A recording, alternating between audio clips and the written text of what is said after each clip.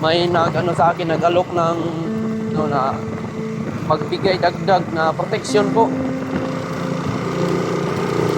para sa pag-rescue namin kay Romnick mga tol. Dagdag protection po para sa amin. Puntahan ko. Ayan yung view mga tol dito. Ito po yung schedule. Ay, yung mga bahay dyan. What's up tol? Isang mapagpalang araw po sa lahat, no? Ito po mga tol. Dito po tayo ngayon sa yung sinasabi ko kanina, nakarating na po ako. At dito po sinabi ng aking gabay, no, na dito ko daw hingiin yung sinasabing dagdag lakas mga tol, no? Dagdag lakas po at dagdag protection po sa amin. Yan, nandito po ako ngayon mga tol, ano. Layo na po niyan mga tol, nakikita nyo lang. Oh. Sobrang layo niyan mga tol. Dito ako ngayon, oh. Sobrang paangat yung daan dito. So yun tol. Thank you so much po sa suporta po ninyo. Shout out lang po sa inyong lahat. Yun po, akyat na po kami mamaya. Pag uwi ko, akyat kami. Siguro mamayang gabi, akyat kami mga tol para sa sinasabing para kay Romnick sa mission namin para makuha na namin siya. Ayan mga tol. Thank you so much. God bless sa inyong lahat. No? Thank you po sa inyo talaga mga tol. Mahal na mahal ko po kayong lahat. Ayan mga tol. Kung nakikita nyo lang yung mga view dito, pakita ko sa inyo yung view mga tol. Ayan yung view mga tol dito. Ito po yung schedule. Ay, yung mga bahay dyan.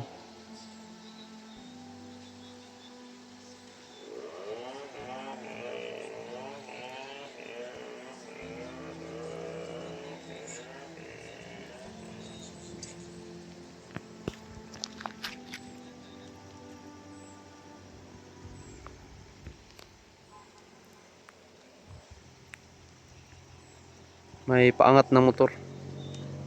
So ayan tol, dito po yung ano.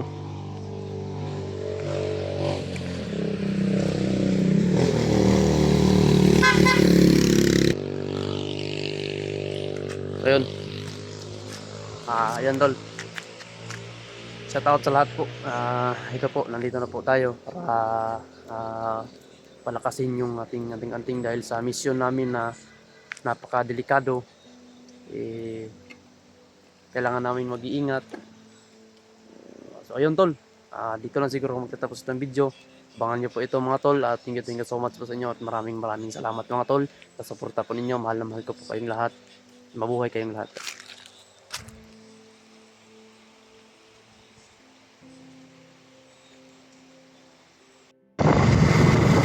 So what's up tol, isang mapagpalang araw.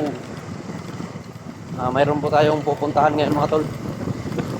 Pupunta po tayo dun sa may nag-ano sa akin, nag-alok ng na magbigay dagdag na protection po para sa pag-rescue namin kay Romnick mga tol. Dagdag protection po para sa amin. Puntahan ko ngayon. Medyo malayo-layo pa mga tol pero kailangan to. Dahil palitan ng bihag to mga tol. Palitan ng bihag, katumpas ng pira ba? Pira ang ipapalit namin sa ano, sa kay Romnick. Tol, suportahan nyo po. Share lang po ng video na ito mga tol. Hindi ko na po sasabihin kung saan ako pupunta. Alam nyo naman, baka mabas na naman ako. Sinasabi ko yung lugar kung saan ako nagpunta.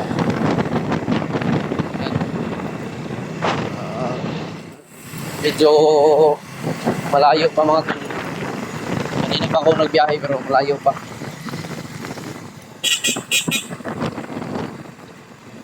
Para masaksiyan din ninyo yung may update kayo sa akin ngayon.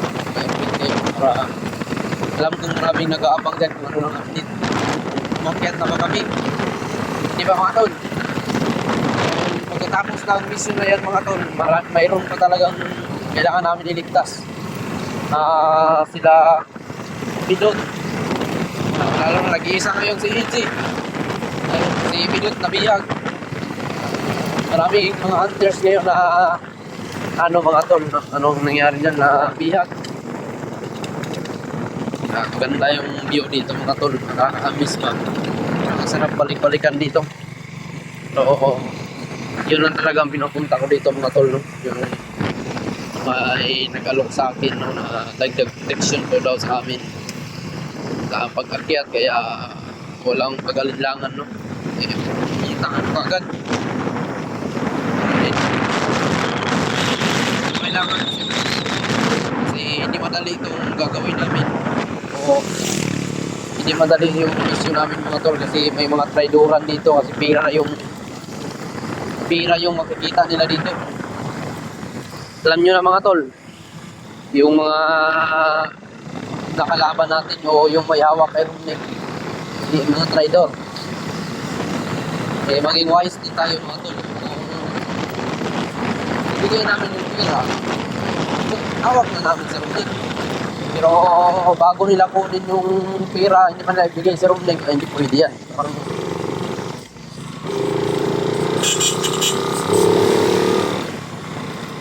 Hindi tayo papayag mga tol. Mayroon naman tayong utak para ano naman yung gusto nilang mangyari, palag tayo. Ganda yung view dito, may TV.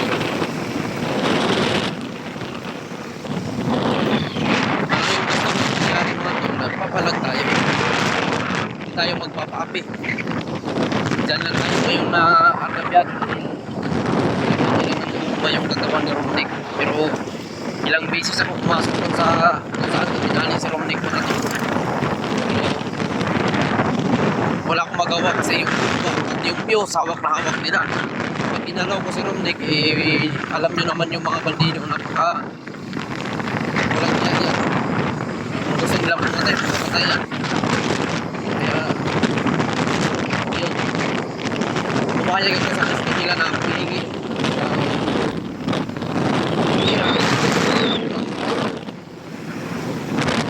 Humanap ako ng paraan mga tol para lang mailigtas si Romnick.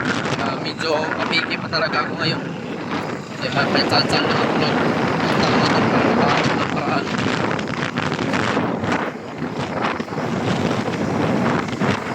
At salamat din po sa nag-abot ng dagdag po, no? Maraming salamat po sa inyo.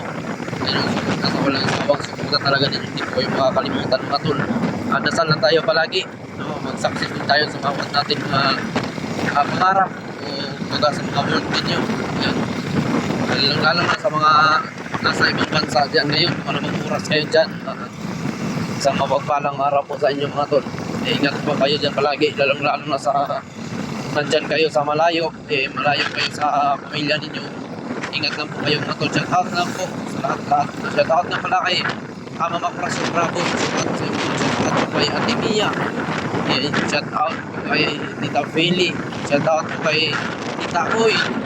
And shout out na pala kay Ate Rosalinda. Shout out na pala kay Nanay Bibit, kay Nanay Elizabeth.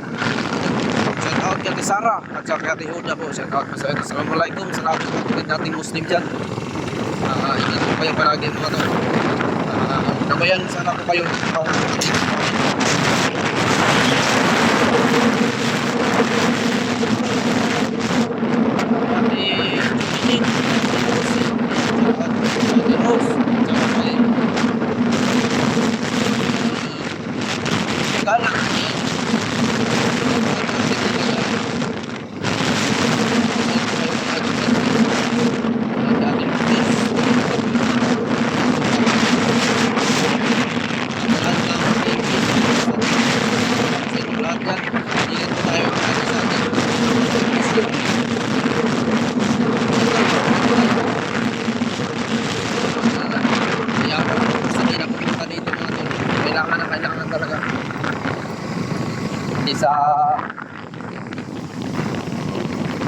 kasi sa proteksyon namin to eh.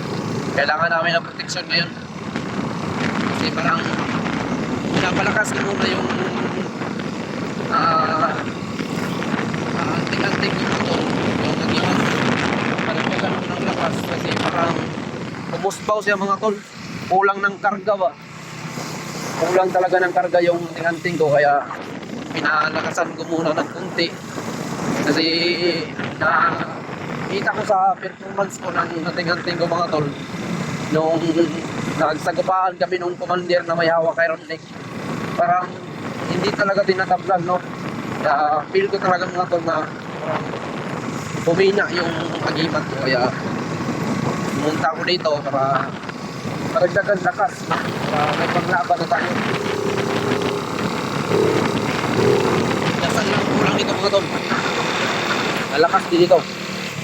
Kasi kakaiba to, traidura ng gamit na to. Pag makakita sila ng pira, alam nyo naman, yung pira makakasilaw ng tao, no?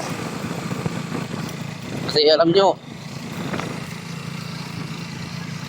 ang iba ngayon, binawa na nilang Diyos yung pira. Yan yung karamihan ngayon. Kaya pag sa salita ng Diyos mga tol, alam nyo, minsan lang yung nakikinig. Paano na kaya kung yung pira ang magsalita, lahat siguro makikinig, no? Kaya napaka-ugaw talaga ng pira, pero magagamit natin yan. Pero yan, hindi natin madadala kung saan tayo, ano man ang ng Panginoon sa atin. Wala tayong magagawa. So yun tol, dito muna cut muna ako mga tol, parang umuulan to ba. Cut muna ako. Sige pa kayo mga tol, balik ko na ako mamaya.